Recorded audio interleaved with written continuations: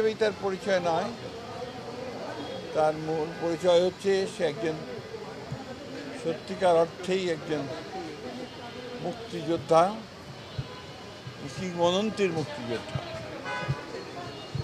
পুরো 70-এর দশক জুড়ে তিনি স্বাধীনতা সংগ্রাম করেছেন, পরবর্তীকালে স্বাধীনতা যুদ্ধ করেছেন, প্রত্যক্ষভাবে যুদ্ধ করেছেন।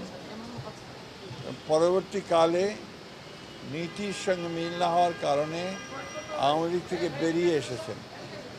তারপরে আর কোনো কম্প্রোমাইজ করেননি এবং শেষ মুহূর্ত পর্যন্ত তিনি তার নীতির প্রশ্নে কোনো আপোষ করেননি। গণতন্ত্রে অটল বিশ্বাসী একজন মানুষ, বাংলাদেশের স্বাধীনতা সার্বভৌমত্বে বিশ্বাসী একজন রাজনৈতিক নেতা, যাকে সত্যিকার অর্থেই আমরা একজন বিশিষ্ট দেশপ্রেমিক রাজনৈতিক নেতাকে হারালাম। আমি ব্যক্তিগতভাবে হারিয়েছি আমার একজন অত্যন্ত সুহৃদকে, আমার ঘনিষ্ঠ বন্ধুকে, এবং জাতির তার চলে যাওয়াতে যে ক্ষতি হয়েছে এই ক্ষতি সহজে পূরণ হবার নয়। এখন তো একটা রাজনীতিতে এই ধরনের মানুষের খুব বেশি প্রয়োজন ছিল।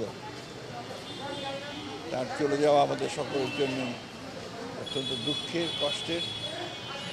তার আত্মার মাগফিরাত কামনা করছি।